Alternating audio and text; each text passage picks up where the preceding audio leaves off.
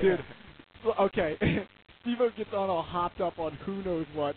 The stewardess was actually just like, did you take drugs? And he was like, yes, I did, but I took them before I got on the flight, which is perfectly legal. So then he sits down. I look over, and Party Boy is just out of his mind.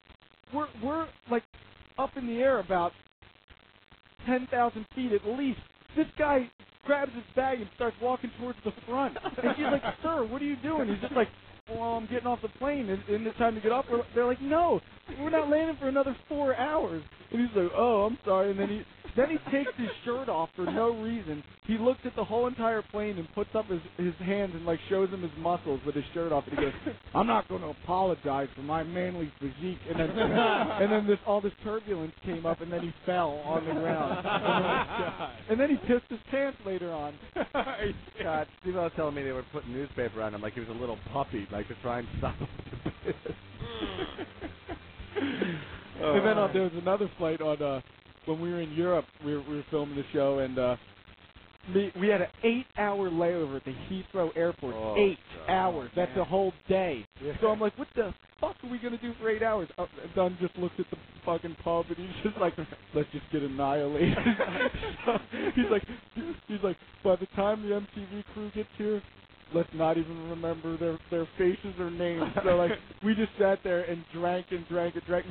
Eventually, we had police officers following us around with AK-47s just in case we didn't do anything stupid. So we get on the plane annihilated, and there's 2 seats, and then there's like a space, and then there's 3 seats, and then 2 seats. And me and Dunn were in 2 seats. So I'm laying across the 2 seats with my feet hanging out, and Dunn is just laying on the ground. And they're trying to slap us awake, and we're not even budging. And they're just like, sir, you're going to have to they had to pick up Ryan Dunn because he was laying on the floor and carry him to, like, a back. Like, they gave him his own row just because he was so annihilated. They were so mad at us. Oh, dude, you can't drink with Dunn. That was like the bro gave me instructions on our flight to California. I heard about that. Oh, yeah, we pulled an all-nighter because we had to get on a flight at noon. And, you know, if we have to get up that early, it just ain't happening. It's like 7 p.m. and me and Bam and a couple others decide it'd be the best thing in the world to stay up. Great idea at the time. 7 a.m. wake-up call comes. Why is it always such a good idea at the time? Like, you're at the bar, it's like midnight. We're like, yeah, man, we're drinking. We just got to pull an all-nighter. All-nighters at that time. Yeah, and there's 2 seats, and then there's like a space, and then there's 3 seats, and then 2 seats. And me and Dunn were in 2 seats. So I'm laying across the 2 seats with my feet hanging out, and Dunn is just laying on the ground. And they're trying to slap us awake, and we're not even budging.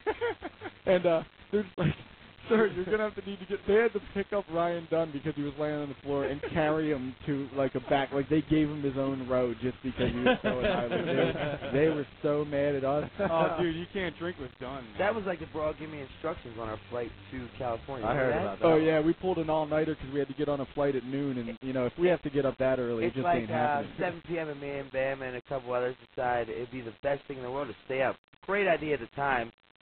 7 a.m. wake-up call comes. Why is it always such a good idea at the time? Like, you're at the bar, it's like midnight. We're like, yeah, man, we're drinking. We just got to pull an all-nighter so we can get on the flight. That way we're high-fiving the all-nighters at that time. Yeah. So, like, 11 o'clock rolls around. I'm, like, dead tired. I'm like, this is the worst decision I've ever made in my entire life. So we're woken up on Thanksgiving morning at 10 o'clock to go to the airport. Yeah, Thanksgiving. Thanksgiving. We get to the airport. There's, like, kids in suits, mothers with Bibles and ties and shit on. And we get there.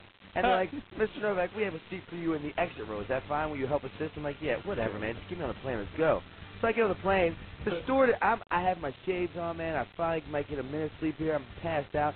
This lady's like, okay, I'm going to give you this manual. I need you to read some stuff, then I'm going to quiz you on it. I'm like, a goddamn quiz at 10 a.m.? I've been up all night? No. So she continues all this quiz. She's like, read this. I'll be back in 2 minutes. And I'm like, oh, I'll try my hardest. Whatever. I can't even spell my name right now, but I'll read. You've been hopped up on heroin in alleys for 10 years, and now you're doing a quiz? I found out of school because I caught shooting dope in the back room. So me and books in school aren't like on the same page. Now you have a fucking pop quiz? Yeah. So the fucking bitch comes back to me and she says, have you read the manual? Yeah, well, I haven't read it, man. Come on, let's do this so I can go back to sleep, man. I have shades on. She starts asking questions. I'm like, yeah, whatever. She says, can you take your glasses off because we need to have eye contact here? I'm like, are you fucking serious, man? So I take the glasses off. And all I heard was, will you help people if there's a problem? I'm like, babe, if the plane goes down, I'll fucking help anyone because I'd like to die right now myself. and it's Thanksgiving morning. And what did she say, Bam? She's like, sir, would you stop being so negative on Thanksgiving? She's trying to tell me how to feel on Thanksgiving. Shut the fuck up and get these people sodas and pretzels, man. Don't tell me how to feel.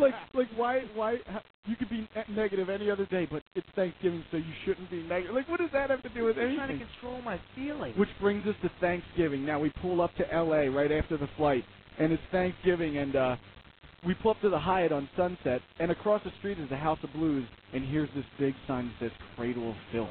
Our favorite band. I'm like, oh man, we're going to miss it because I'm only here for a day. And he's like, wait, it's Thursday, isn't that today? I'm like, there's a Cradle of Filth concert. So as soon as I look over, I see the Cradle of Filth tour bus pull in. We hop on it, and we substituted our turkey dinners with Jägermeister. And our turkey dinner was a cold lunch meat turkey sandwich and tons of booze. Best Thanksgiving I've ever had in my life. Was it? Yeah, well, the last one I was in the penitentiary for. Why wouldn't it be? What'd you eat there? Oh, they gave us double portions, so that was cool. But the best part was like mail. I got mail from loved ones who didn't forget about me on that 22-month fucking time. Lovers from bathrooms gone by. Did your dad write you a letter? No, you know where my dad is right now? Where? I told you, man. Where is he? Well, my grandmother and grandfather were extremely loaded. He's a crack addict. That's where I got my ways from, I believe. Genetics.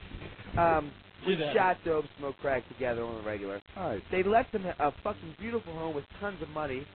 He somehow took a second mortgage out on it, spent all the money, got high on crack one night, called the police, said people were trying to break into him. He boarded up all the windows of a beautiful home with 15 acres, and then caught the house on fire. So now if I take From crack? Yeah, from crack. He thought, like... He lit the house on fire from crack? Yeah, he was all nervous trying to, like, get warm. Did he do it on purpose? Oh, no. Well, not on purpose. Was it a crack fire? It made sense because you're high. You know? So he lit a goddamn fire to keep warm. Meanwhile, it turned the whole house into a fucking shell. You can't even live there anymore. So if I take you to Baltimore City right now, Deco, he's rolling around on a wheelchair trying to get $10 for another hit. Yeah. Yeah. So he didn't get any insurance money? No, he owes money because he took a second mortgage out on it. What an idiot. That's why he's evicted from there. How much money could he got for that house if he would have played his cards right? Easy $900 grand. Really? That's easy, like first buyer. He could have held out and made like. Why do the drug bills. addicts always fuck everything up? I mean, I know exactly where he's coming from. Okay. Novak for 10 years is like, trying to sell furniture. Like he steals $400 pieces of furniture just to get $10 for it. Now that he's hanging with me all the time, we pull up in like private jets and land in these like random executive terminals. They leave their cars unlocked with the keys sitting on the fucking seat. How happy was I about that? He's just like, man, how come I couldn't figure this out? And I went to each car, pulled the keys out, and said, God damn, why did I stop getting high so soon? I mean, he goes, this dude right here, Bam Margera, goes and buys a Lamborghini, right? $180,000 car. Most people try to penny pinch, get like $2-3 grand off the deal. I'm like, yo, Bam, you want me to talk? Like, I do his dirty work for him, I guess. So I'm like, you want me to get like 10 grand off this or something? He's like, no, just whatever. So it's 190. Then he says, well, I need it like sparkly purple with a big heartogram on the side, and that's an extra 20 grand. I said, Bam, let me get at least 5 grand off this. Maybe, I don't know, maybe give me 2 and then I'd just be happy with my life. No, but to make up for it all, in the Lamborghini dealership, there are models, real models, that open the door for you, bring you coffee. So they weren't letting any of them come back. Here's the best part. So one of the girls comes back when we're buying the Lamborghini. So fucking hot. And she's just like, are you guys being helped? And Novak's like, holy shit, obviously by the wrong person, babe. Why don't you get over here? So the guy who's selling us the cars is like, I'm sorry, these girls aren't allowed back here. And Novak's just like, well, then we're not buying a fucking car then. And then there's like, okay, they can stay. So this girl's like sitting on Novak's lap the whole time, and he's just like, are you going to call her or what? Well, needless to say, I made the phone call. You could lie, yeah. Well, I'm not lying. I don't lie about anything. Well, I don't know what you're talking about. don't say her name out loud, but you can say. But needless to say, we made a phone call, but so important now I had to catch the private jet in the morning that I couldn't meet up with her that night. So she's been blowing my phone up all week. So when we go pick the Ferrari up, I told her to have hot It's a Lamborghini. A Lamborghini. I don't know anything about cars. I just know how to steal them, man. You're like talking foreign about like Lamborghinis and Ferraris. I never watched. Yeah, they thought I was so high class. Like, what's Novak? Was like a cigarette? Was like smoking here? I'm like, I don't even have $2 in my pocket. Why are you treating me like royalty? But they have no idea because I'm hanging with him. That's right. Let's take a little break and hear Turbo Negro. What do you say? Hell yeah. This band is from Nice. Norway, and they were on my show on the Don't Be Still episode, and this song is called Ride With Us on Radio Bam Sirius 28 Faction. Radio Bam. That's Radio Bam for this week. We're done. Tune in next week for more. You can leave now. It's Radio Bam. Radio Bam every Monday, 7 Eastern, 4 Pacific. Email me now at Radio Bam. Why don't you take a picture of your sweet white ass and send it on over to Radio Bam at Sirius-Radio.com. Call Radio Bam at 877-PORN-BAG. That's 877-PORN-BAG. Sweet dreams, Peapod. Bye, everybody. See you next week. On Sirius 28 Faction.